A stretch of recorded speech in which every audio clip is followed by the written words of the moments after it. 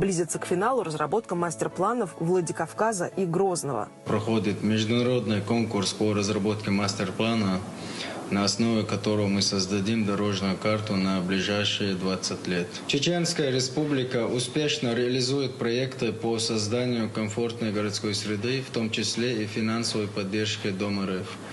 До 2025 года у нас запланирован ряд совместных проектов, направленных на комплексное развитие города.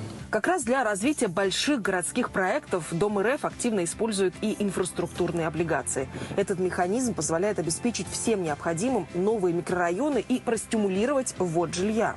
Строительство инфраструктуры, мостов, дорог, детских садов, больниц и многого другого невозможно без длинных и дешевых денег, в том числе из внебюджетных источников.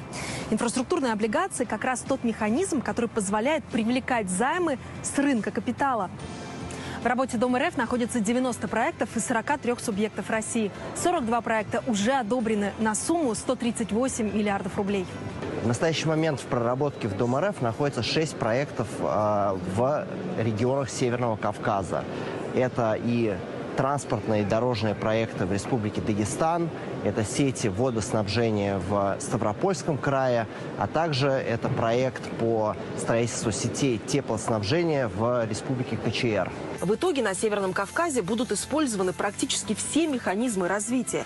Инфраструктурные облигации помогут привлечь финансирование, мастер-планы дадут городам и бизнесу новые возможности, плюс перезагрузка неэффективно используемых земель через прозрачные аукционы, что позволит строить больше современного жилья, соцобъектов, ключевых инженерных коммуникаций, улучшая жизнь людей.